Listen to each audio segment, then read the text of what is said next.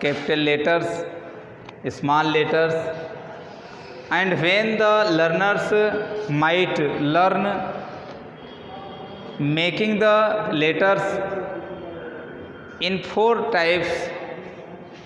The first, capital letters for printing purpose, small letters for printing purpose, and capital letters for handwriting purpose, and small letters for handwriting purpose.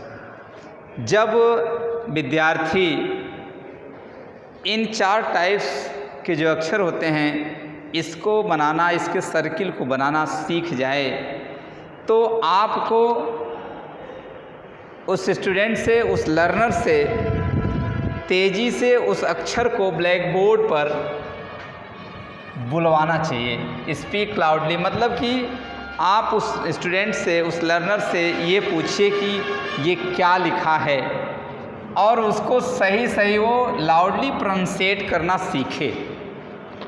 मतलब कहने का तात्पर्य है कि introducing alphabet के अंतर्गत learners को अल्फ़ाबेट के जो 4 टाइप्स हैं, मतलब लिखने के और छापने के, उसको सीखने के बाद उसको ब्लैक बोर्ड पर तेज़ी से प्रोनाउंसिएट करवाना चाहिए, उसका उच्चारण करवाना चाहिए। और प्रायः अगर वो उच्चारित कर ले रहा है और सीख ले रहा है तो उसको उन लेटर्स को ब्लैक बोर्ड पर लिखवाना चाहिए। ये उसको सीखना, वो उसको जो है अल्फ़ाबेट को सिखाने की पद्धति होती है। जब वो किसी भी लेटर्स को, किसी भी अल्फ़ाबेट को तेज़ी से लाउडली, मतलब तेज़ी से बोलना सीखेगा तो उसको जो है वो कंसंट्रेट हो करके उसको लिखना भी सीख जाएगा। तो कहने का तात्पर्य है कि the teacher should teach capital letters first, मतलब all of first in the first time student को कैपिटल लेटर ही सिखाना चाहिए, मतलब उसको स्मॉल लेटर नहीं बताना चाहिए, क्योंकि स्मॉल लेटर जो होता है उसके सर्किल को बनाना, मतलब उसको बनाने में और जो छोटे अक्षर होते हैं उसको बनाने में उसको कठिनाई होती है। तो इस प्रकार से जब वो लेटर को सीख जाए बनाना, मतलब कि ए से लेकर के जेड तक वो 26 लेटर को आइडेंटिफाई करना सीख जाए कि ये इतने अक्षर होते हैं, सब की शेप एंड साइज उसको मतलब कि दिमाग में आ जाए और वो सबको पहचानने लगे, तो यहाँ कहा जा रहा है कि English alphabet with relevant names of animals, तब उसी अल्फ़ाबेट के साथ स्टूडेंट को टीचर के माध्यम से, मतलब ये कह लीजिए कि जो शिक्षक है उसको अपने क्या कहते हैं शिष्यों को, मतलब कि लेटर को स्टार्ट करने, मतलब लेटर को लिखने और उपयुक्त रिलेवेंट नेम, मतलब उसी से उपयुक्त नाम, उपयुक्त किसी का नाम, मतलब जैसे जानवरों का नाम है, चिड़िया का, पशु पक्षियों का नाम है, फ्लावर्स फूलों का नाम, फ्रूट्स फलों का नाम, वेजिटेबल्स एंड प्लांट्स, इन पौधों के नाम को, इन सब्जियों के नाम को, इन फलों के नाम को उसको जो है ग्रेजुअली जो है सिखाना चाहिए। और याद रहे कि प्रायः जो आप शब्द बनाने जा रहे हैं उस शब्द में वो जो लेटर है, जो अल्फ़ाबेट का मतलब कॉन्सेप्ट है, वो एक ही बार आए। जैसे अब देखिए यहाँ जो है एनिमल्स नेम आप लिखने जा रहे हो, यहाँ पर जानवरों के नाम आप लिखने जा रहे हो। तो अब देखिए जब आप जानवरों के नाम को लिखा आपने TIGER,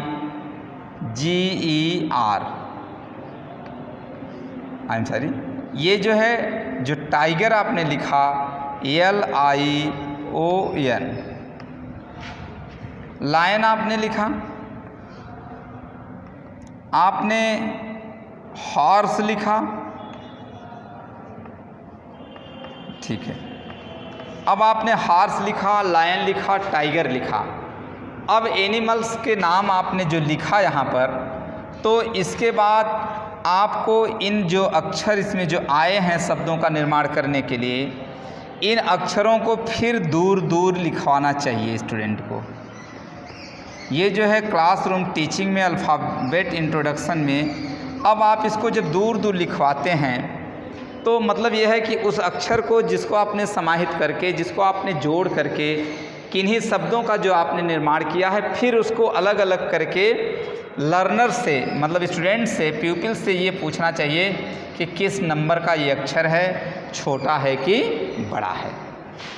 मतलब इस प्रकार से शब्दों का निर्माण करके उसको फिर विखंडन करके उस लेटर को आइडेंटिफाई कराना चाहिए जिस लेटर को ज्वाइंट करके जो है शब्दों का निर्माण किया गया है। तो इस प्रकार से जब आप प्रत्येक लेटर को पहले एक बार लिखेंगे, all of first you will write the name of animals with the help of the letters alphabet. So after this, after writing the letters, after making the words, you will separate all the letters which has been used to make the suitable word। तब इसके बाद आपको उस उपयुक्त शब्दों को जिसको आपने लेटर्स के सहायता से आपने बनाया है, उस लेटर्स को अलग अलग करके फिर अलग कर देंगे। फिर अलग करने का मतलब फिर वो लेटर्स के रूप में, लेटर्स के फॉर्म में आपके सामने आ जाएगा। तो इस प्रकार से जो अल्फ़ाबेट इंट्रोडक्शन है उसके अंतर्गत ये चीज़ें आपको सीखना चाहिए। उसी के क्रम में और आगे जो है, so the name of animals, the name of birds, the name of flowers, fruits and other colours, stationery, minerals, its. So it is said that if the learners have learnt making the easy word with the help of alphabets, so the teacher should separate all the letters which are related or which are used by making a useful word, so that the student might learn and identify the letters or alphabet. For examples, it is written dog, it is a word, it is a mixed word, it is mixed letter of three alphabet D O G। तो यहाँ पर ये बताया गया कि जब वो student जो है अल्फ़ाबेट को अच्छे ढंग से समझ ले, तब उसको जो है उन शब्दों, उन अक्षरों के क्या कहते हैं ग्रुप से शब्दों का निर्माण करने के लिए बताना चाहिए। तो इस प्रकार से जितने भी जैसे एनिमल्स हैं, नेम ऑफ एनिमल्स है, बर्ड्स है, इसमें भी सारे चीज़ों में यही पद्धति होनी चाहिए, क्योंकि it is the primary stage of learning to the learners. मतलब ये जो है प्राथमिक पद्धति, प्राथमिक स्तर पर सीखने की जो पद्धति होती है वो इंट्रोड्यूसिंग अल्फ़ाबेट के अंतर्गत आता है। तो इस प्रकार से कई चीज़ों का नाम है, मतलब हर चीज़ों को बेसिकली जो है the teacher should tell about all the names of animals, birds, flowers, fruits and colours, stationery and minerals. So I have told you all the system which is being seen on the blackboard, like the tiger, meaning of tiger. So it has been separated, ये अलग किया गया है। The meaning of tiger has been separated, so it is introduced to learn the students TIGER. These are the group of letters, these are the group of alphabet.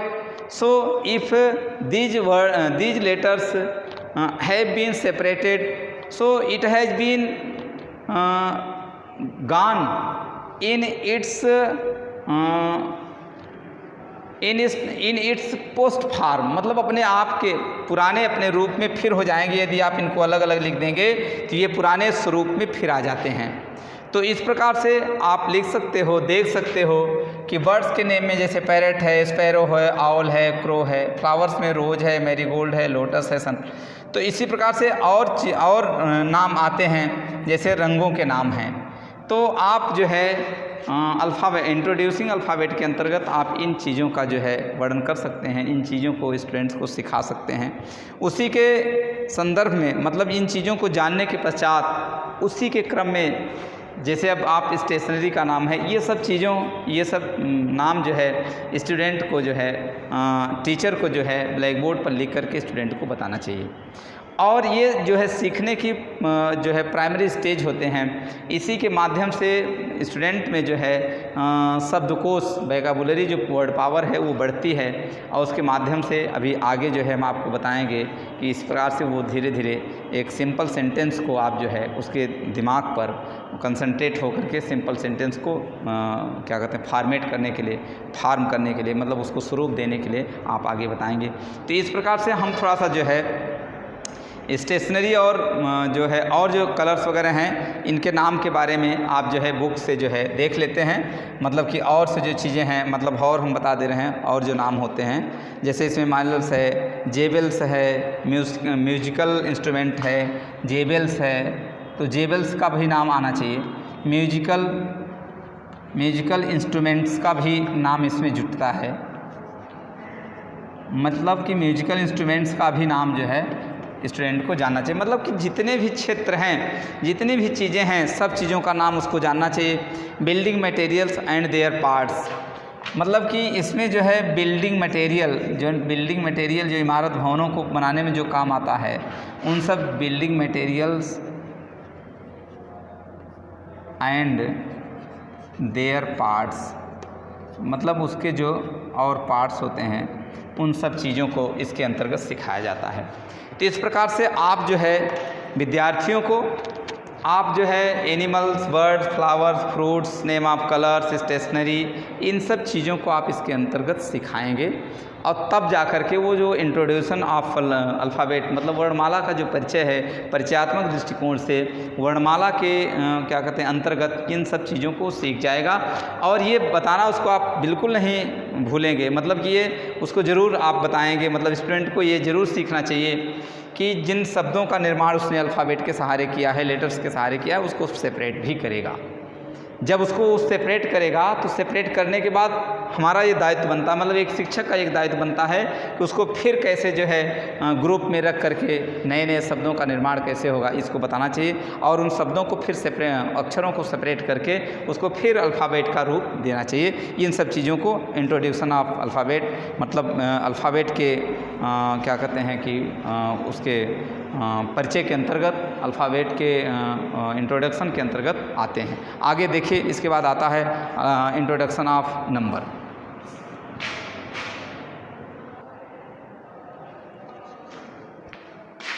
उसी के संदर्भ में introduction of alphabets के संबंध में some general greetings के अंतर्गत आता है name of numbers. Name of numbers मतलब गिनतियों के नाम।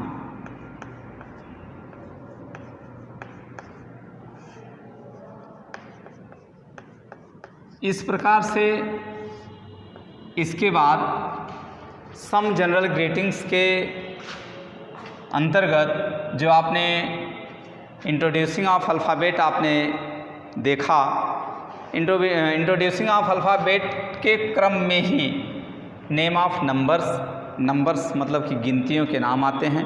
उसमें जो है स्टूडेंट को मतलब गिनती जैसे 1 से लेकर के 2, 3, 4, 5, 6, 7, 8, 9 और 10 मतलब बेसिकली रूप में इतनी चीज़ें उसको बताना चाहिए। मतलब student try to know about the spelling and worldly name of शब्दों के साथ इसका नाम। तो जब आप शब्दों की बात आती है तो 1, 2, 3, 4, 5, 6, 7, 8, 9 और 10। जिस प्रकार से जिस पद्धति को जो है इसमें जो है रिलेवेंट वर्ड मतलब कि नेम में मतलब उपयुक्त नाम मतलब वर्णमाला के सहायता से जो शब्दों का निर्माण हुआ, शब्दों को जो बनाया गया उसको फिर सेपरेट किया जाता है। ठीक उसी प्रकार से इनका यदि आप नाम लिखते हैं ONE, आप देखिए तो जो जिन जिन अक्षर का इसमें प्रयोग किया गया है, मतलब कि इसमें शायद 3 अक्षर आए हैं, तो इस प्रकार से इनको जो है फिर अलग कर देना चाहिए। जैसे आपने इनको जब अलग कर दिया गया तो ये फिर अल्फ़ाबेट हो जाते हैं। तो इस प्रकार की जो पद्धति है, उस पद्धति के माध्यम से जो लर्नर होता है वो कुछ सीखता है। तो जैसे आपने यहाँ नेम ऑफ नंबर्स मतलब गिनतियों के नाम में आपने 1 to 10 तक लिखा और इसके बाद उसकी स्पेलिंग आपने लिखा 1, फिर इसके बाद उसको जो है ये दोनों पद्धति बताना चाहिए। जैसे आप ये बताएं कि इसमें 3 अक्षर लगे हैं, ONE आए हैं, तो इसके बाद इसको जब आप फिर अलग कर देंगे तो फिर ये अल्फ़ाबेट के स्वरूप में हो जाएगा। तो स्टूडेंट इस प्रकार से अल्फ़ाबेट और उसके ग्रुप के माध्यम से मतलब उसके शब्दों का निर्माण करेगा। पुनरावृत्ति करने के लिए फिर उसको सेपरेट करेंगे, फिर 1 ONE आ जाएगा, फिर अल्फ़ाबेट हो जाएगा, फिर अल्फ़ाबेट को ग्रुप में करके फिर शब्दों को बनाएंगे। इस प्रकार से जो है उसको 1 to मतलब गिनतियों का जो है जो गिनतियों की जानकारी है उसको बताएंगे। अब इसी के अंतर्गत आता है नेम ऑफ डेज। मतलब अब देखिए, अब धीरे धीरे जो है इसका जो स्वरूप है, इसका जो रूप है वो धीरे धीरे बढ़ रहा है। अब अभी आप तो थोड़े छोटे शब्दों का निर्माण किया। जैसे आपने जानवरों का नाम लिखा, फ्लावर्स फूल का नाम लिखा, फ्रूट्स का नाम लिखा, वेजिटेबल्स। अब देखिए, अब यहाँ पर धीरे धीरे जो है जिन शब्दों का आइडेंटिफिकेशन स्टूडेंट के सामने किया जा रहा है, अब उन शब्दों की आवश्यकता उसको जब अभी उसको सेंटेंस बनाने की ज़रूरत पड़ेगी। सेंटेंस बनाने के लिए जब उसको बताया जाएगा तो इन चीज़ों की उसको अत्यंत आवश्यकता होगी। इसलिए अब धीरे धीरे जैसे नेम ऑफ डेज है तो इसमें जैसे आप उसको लिखिए Sunday, Monday, Tuesday, Wednesday, Thursday, Friday, Saturday, फिर संडे आता है। तो कहने का तात्पर्य है कि जैसे आप दिनों के नाम में आपने लिखा तो दिन के ये नाम होते हैं, तो दिन के ये नाम लिखें। तो अब यहाँ पर देखिए स्पेलिंग थोड़ा सा बढ़ रही है, धीरे धीरे स्पेलिंग का जो वो मेजरिंग पॉइंट है वो क्या हो रहा है, धीरे धीरे बढ़ रहा है। तो जब आपने इतनी बड़ी स्पेलिंग धीरे धीरे लिखना सिखाया तो अगर उसको फिर जैसे लोड लग रहा है, उसको ये लग रहा है कि हमारे ऊपर ये भार पड़ रहा है, फिर आप उसको क्या करेंगे, SUNDAY। अब इसको फिर आपने अल्फ़ाबेट में कन्वर्ट कर दिया, बहुत सरल हो गया। अब वो क्या सीख रहा है, यहाँ पर अल्फ़ाबेट सीख रहा है। अब अल्फ़ाबेट सीखा और उसके बाद एक शब्द का निर्माण हुआ है, वो है संडे। अब धीरे धीरे उसके अंदर जो है बड़े बड़े शब्दों का निर्माण करने की कला, बड़े बड़े शब्दों को निर्माण करने की क्षमता धीरे धीरे बढ़ती जाएगी। तो इस प्रकार से अब हम आगे ये क्या कहते हैं कि जैसे नेम ऑफ नंबर्स है, 1 से लेकर के मैंने 10 तक लिखा, जबकि 1 से लेकर के 100 तक लिखना चाहिए, 100 तक लिखना चाहिए। 100 के बारे में स्टूडेंट को ताकि मतलब लिखेंगे तो वो जान जाएगा, और वैसे तो बुक से वो पढ़ सकता है। तो अब इसके बाद हम थोड़ा सा जैसे अब क्या कहते हैं नेम ऑफ मंथ्स, महीनों के नाम लिख करके मैं आपको दिखा रहा हूँ वो कैसे होगा।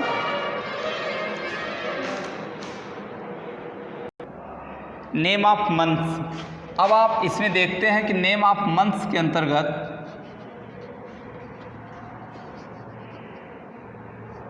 अब इसमें जैसे नाम है, पहला नाम है जनवरी। अब यहाँ पर जनवरी लिखी है। अब स्टूडेंट जो है वो ये देखता है कि ये जो जनवरी है, ये जो लेटर्स थे उनको ग्रुप किया गया है। अब इसको अगर वो बर्डन महसूस करता है तो आप फिर इसको अल्फ़ाबेट कर दीजिए, JANUARY।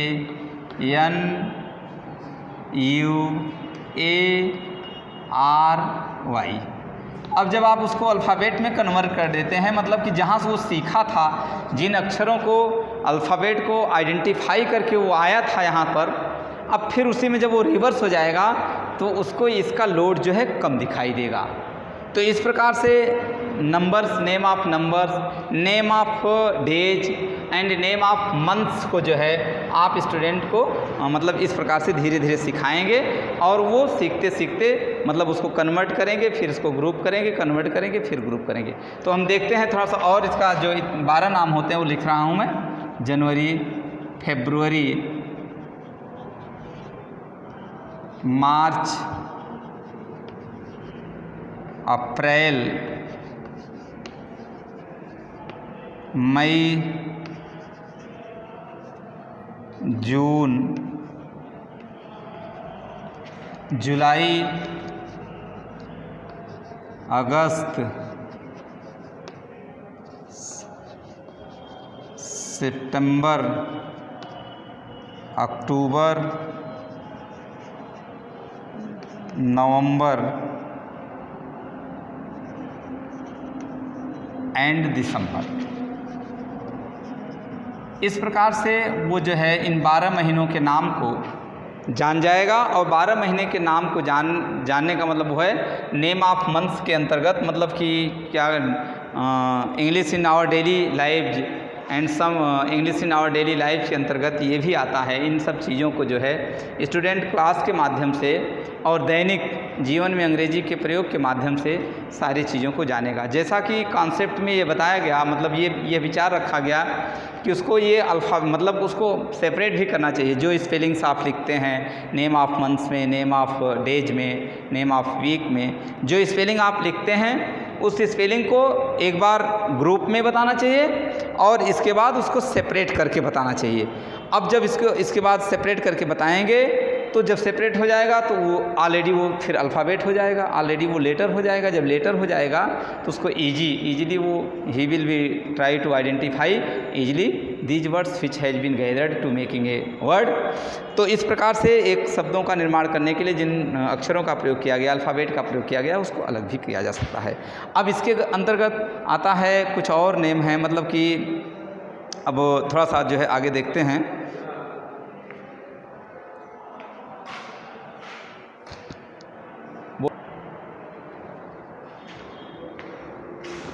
So the name of parts of body.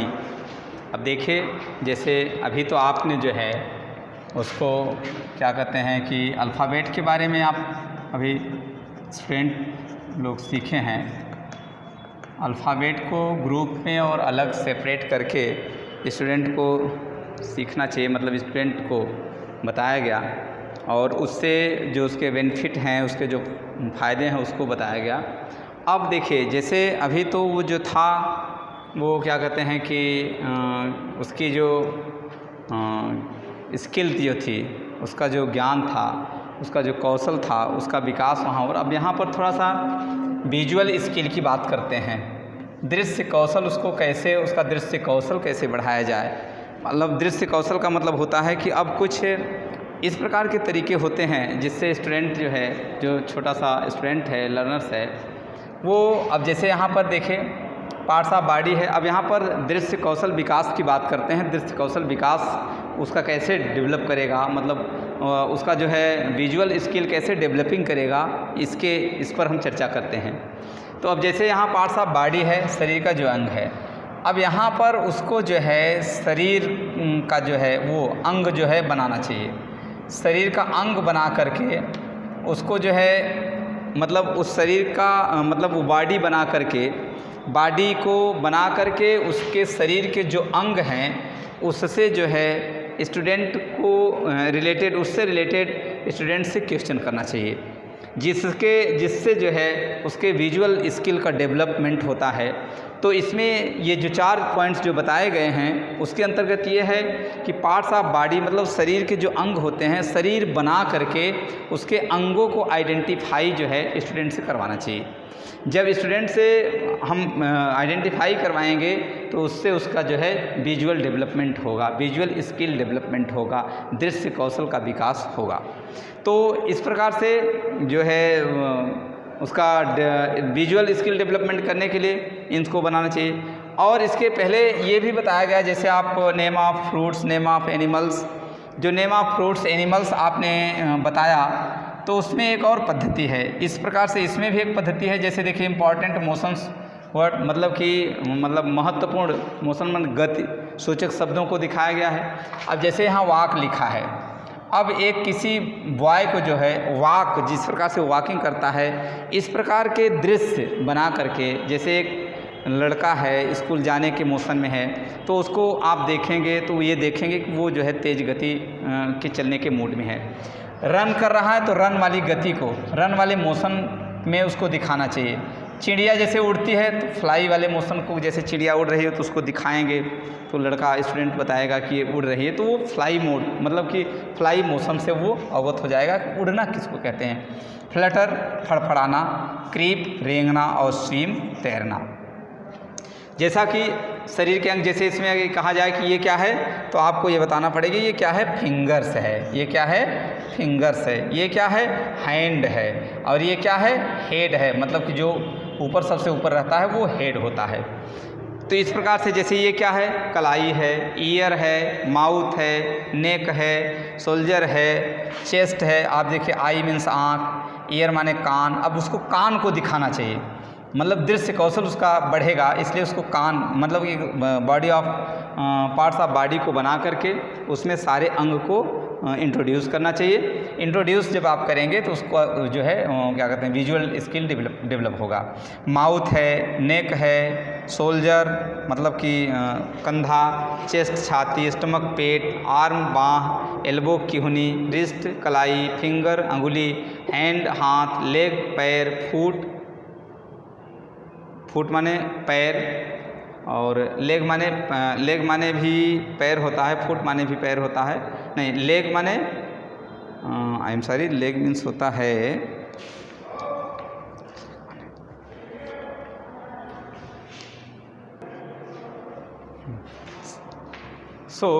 Leg means पैर यहाँ बताया गया। जैसा कि मैंने आपको बताया लेग मीन्स पैर जो ऐसे होता है, मतलब ये जो पैर है ये है। और इसके बाद जो पंजे होते हैं उनको फुट कहा जाता है ये। और टो मीन्स होता है नाखून। तो लेग मीन्स होता है जो लॉन्ग साइज है वो लेग, उसको लेग कहा जाता है। और ये जो होते हैं ये पैर होता है जो हम रखते हैं ज़मीन पर। तो इस प्रकार से इसका दृश्य बना करके स्टूडेंट को सिखाना चाहिए, और ताकि स्टूडेंट जो है सीखे। तो इस प्रकार से हम उसको बना करके स्टूडेंट जो है मतलब कि जो पिक्चर है, जो पार्ट्स ऑफ बॉडी जो पिक्चर है उसमें सारे अंग को आइडेंटिफाई करे, स्टूडेंट करना चाहिए। जैसे वॉकिंग के मोशन को दिखाना चाहिए। रन, वॉक माने टहलना, रन माने दौड़ना, फ्लाई माने उड़ना, फ्लटर माने फड़फड़ाना, क्रीप माने रेंगना, स्विम माने तैरना। अब इसके बाद आता है body conditions, the situations of body, the physical body which is converted into the sickness position or not. It is a sickness position or ill position when he is feeling fever. So the student should know about the motion of fever, about the condition of fever. So we should see seen a picture of suffering a fever, suffering a man who is suffering fever, a man causing a man who is suffering from fever। मतलब ऐसे व्यक्ति जो एक बुखार से पीड़ित व्यक्ति को दिखाना चाहिए। अस्थमा क्या होती है, अब मतलब इसमें ये बताया जा रहा है कि अस्थमा का जो मतलब कि वो मीनिंग है वो it is a kind of disease.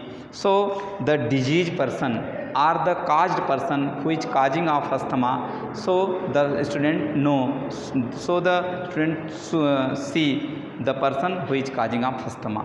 Stone जानते हैं आप, पत्थर मतलब कि पत्थरी, प्लेग महामारी, ब्लाइंड अंधा। अंधे व्यक्ति को दिखा करके अंधे की बात मतलब कि अंधे the condition of blind should know the students. So relatives मतलब कि अब पेयर ऑफ द रिलेटिव्स मतलब कि uncle, sister in law, grand father, father, sister and brother. इस प्रकार से विजुअल स्किल मतलब जो उसके दृश्य कौशल का जो विकास है, इन चीज़ों के, इन टॉपिक्स पर उसके दृश्य बना करके स्टूडेंट को सीखना चाहिए। मतलब कि हमें जो है इन सब चीज़ों का वर्णन करना चाहिए। तो अर्थात कहने का तात्पर्य है कि इसमें जो है जो टीचर होता है, जैसे जो टीचर होता है उसको जो है मतलब उसके अंगों को बना करके, शरीर के अंग को बना करके, मोशन वर्ड्स को बना करके, मतलब कि वॉकिंग कैसे होती है, फ्लाई कैसे होती है, ऐसे ऐसे थिंग्स को दिखा करके जो है उसको जो है विजुअल स्किल को डेवलप करना चाहिए। अच्छा, जैसे अभी जो उसकी बात कही गई, जैसे इसमें जो है, जैसे इसमें जो है अभी एप्पल बना दिया जाए। एप्पल जब आप बना देंगे, एप्पल बना देंगे तो एप्पल को दिखा करके बताइए स्टूडेंट को, लर्नर्स को कि ये एप्पल है, और तब इसके बाद एप्पल की मीनिंग उसको बताइए कि देखिए ये, अब जैसे एप्पल उसको आपने बताया और एक बार जैसे उसको आपने बना करके या उसके सामने कार्ड में लिख करके आप रख देंगे, अब उसको आइडेंटिफाई जब करवाएंगे तो उसका विजुअल कैसे, मतलब देख करके किसी चीज़ को आइडेंटिफाई करने की क्षमता उसकी बढ़ेगी। तो इस प्रकार से parts of body, important motion of the word and other general greeting मतलब and other concept which has been taught to the students under introducing of alphabet, introducing of numbers and making the pairs with the help of these numbers, making the words with the help of the alphabets. So all things should be taught under the classroom teaching English in our daily life. So developing visual Kaushal's, मतलब visual skills के अंतर्गत आपने इसको सीखा और आपने इसको देखा कि ये क्या होते हैं। जैसे यहाँ पर अंकल मीन्स चाचा तो लिखा है, लेकिन the pair of uncle and the position of uncle and who is uncle in relation in space in the क्या कहते हैं कि atmosphere. So the student should know identify who is brother of father is called also uncle. तो इस प्रकार से इन सब चीज़ों को दृश्य में, पिक्चर में रख करके स्टूडेंट को आइडेंटिफाई करना चाहिए। तो इसी के क्रम में हम आगे जो है आपको बता रहे हैं कि और कौन सी चीज़ें इसके अंतर्गत आती है। आप देखते रहिए, हम बता रहे हैं।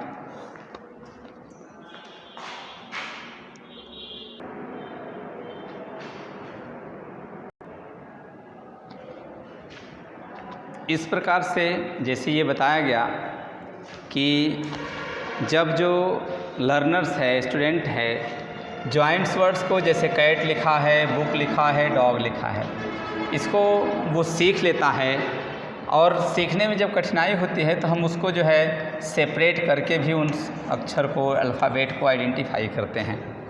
अब धीरे धीरे उसने जब जॉइंट वर्ड और सेपरेट वर्ड्स को सीख लिया और उसी के अंतर्गत उसने जो है जैसे पेरेंट्स के अंतर्गत मदर को chit, so the name of the animals is horse. अब देखिए यहाँ पर हॉर्स है, जो अंकल लिखा है वो क्या कहते हैं कि मतलब कि name of the family member. जो हैंड है it is the parts of body. अब इस प्रकार से देखिए, जैसे जिन शब्दों को उसने सीखा है, जिन शब्दों को उसने इंट्रोड्यूस किया है, कहाँ पर सीखने में जिनको इंट्रोड्यूस किया है, मतलब जिसको लिखा है, जिसका परिचय उसने दिया है, तो आगे ये होना चाहिए कि मतलब जो स्टूडेंट है उसी को केवल और केवल, जैसे अभी हमने और चीज़ों को बताया, मंथ्स नेम में बताया ना, मंथ्स नेम में बताया मैंने, डेज नेम में क्या कहते हैं कि डेज नेम बताया मैंने, दिनों के नाम मैंने बताया। तो अब इन शब्दों को, मतलब इन चीज़ों को, इन टॉपिक्स को जो बताया गया इसके अंतर्गत इंट्रोड्यूसिंग अल्फ़ाबेट के अंतर्गत, तो इन्हीं शब्दों को चुन करके अब जो लर्नर्स है उसको धीरे धीरे जो है छोटे छोटे सेंटेंस, मतलब छोटे छोटे वाक्यों का निर्माण करना चाहिए। और उन वाक्यों का निर्माण वो अलग से, उसका जो वर्ड है वो अलग से वर्ड, उसको वो अलग से किसी वर्ड का कॉन्सेप्ट नहीं वहाँ पर रखेगा। अलग से यदि किसी वर्ड का कॉन्सेप्ट वहाँ पर वो लाता है तो यदि वो उससे परिचित नहीं है, he was out of familiar of these words, so it is very difficult to make any word which words carries a meaningful which words carry a sufficient meaning of the word। मतलब अगर वो अलग से किसी शब्द को ले आता है तो अलग से जब वो किसी शब्द को ले आएगा तो उसके जो अर्थ हैं उसको समझ में नहीं आएगा। इस प्रकार से जो वाक्य है वो सही सूटेबल जो है नहीं होगा। तो कहने का तात्पर्य है कि जो जिन शब्दों का उसने इंट्रोडक्शन ऑफ अल्फ़ाबेट के अंतर्गत, सम ग्रीटिंग्स, सम जनरल ग्रीटिंग्स के अंतर्गत जिन चीज़ों को सीखा है उसी का प्रयोग करेगा। जैसे अब देखिए यहाँ पर मतलब जो है कैट है, बुक है, डॉग है और क्या कहते हैं कि मंथ्स नेम है। जैसे अगर यहाँ पर जो क्या कहते हैं कि डेज नेम है, जैसे यहाँ पर संडे है। अब यहाँ पर जैसे उसको एक सेंटेंस बनाना है तो जैसे ये भी कहा जा सकता है कि संडे, अब देखिए छोटा सा वो जो है, Sunday is the last day of a week. इस प्रकार से जो है उसने एक सेंटेंस का निर्माण किया। जैसे यहाँ पर मान लीजिए राम है, राम इज माई ब्रदर। देखिए अब यहाँ पर जो है, देखिए अब उन्हीं शब्दों का प्रयोग कर रहा है स्टूडेंट, उन्हीं शब्दों का प्रयोग कर रहा है जो अब देखिए member of his brother is his family member. Brother जो है वो उसका फैमिली मेंबर है। अब जैसे ये कहा जाए जैसे क्या कहते हैं यहाँ हॉर्स है, अब इसको हॉर्स को हम लिख सकते हैं कि हॉर्स इज वेरी स्ट्रॉन्ग। जो हॉर्स है वो बहुत मजबूत है, बहुत क्या कहते हैं कि शक्तिशाली जानवर है, स्ट्रॉन्ग एनिमल। अब यहाँ पर horse is very strong animal आप कह सकते हैं। तो इस प्रकार से अब इस पैटर्न मतलब इस कॉन्सेप्ट के अंतर्गत जो है अब स्टूडेंट को धीरे धीरे मीनिंगफुल अर्थवान वाक्यों का निर्माण करना चाहिए, या अब वाक्यों की तरफ धीरे धीरे उन वाक्यों के निर्माण की तरफ आना चाहिए जिन वाक्यों का यूज या जिन वाक्यों को उन शब्दों के, उन अल्फ़ाबेट से बनाए गए शब्दों से बने हुए हैं, उन अल्फ़ाबेट के द्वारा प्रयोग किए गए, उन अल्फ़ाबेट से प्रयोग किए गए जो शब्द उसने इंट्रोडक्शन के अंतर्गत, मतलब कि name of months, name of days, name of week, name of number and name of the birds, name of animals, name of fruits, name of flowers, मतलब अब उसके अंतर्गत चूँकि मैंने अभी बहुत सी चीज़ों का, बहुत से टॉपिक ऐसे बताया कि जिसको जो है उसके अंतर्गत ये सब सारी चीज़ें आती हैं। क्लासरूम टीचिंग के अंतर्गत ये सभी चीज़ों का जो है परिचय, सभी चीज़ों को जानना जो है बहुत आवश्यक है। तो इस प्रकार से सभी चीज़ों का वो धीरे धीरे इंट्रोडक्शन करके, इंट्रोड्यूस करके अब उन्हीं शब्दों को, अभी अलग से उसको शब्द खोजने की कोई ज़रूरत नहीं है क्योंकि ये बहुत विस्तृत हैं, इनका बहुत विस्तारपूर्वक वर्णन हुआ है। इन शब्दों के माध्यम से वो धीरे धीरे वाक्यों को बनाना सीखेगा।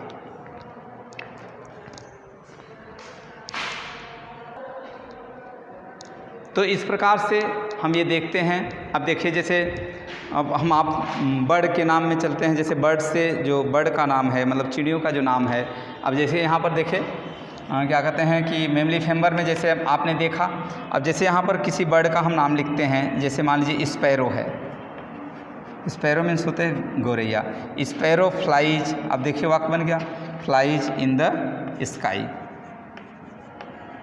अब जैसे मान लीजिए कोई फ्रूट है, तो जैसे है एप्पल, एप्पल मीन्स होता है सेब, एप्पल इज वेरी स्वीट।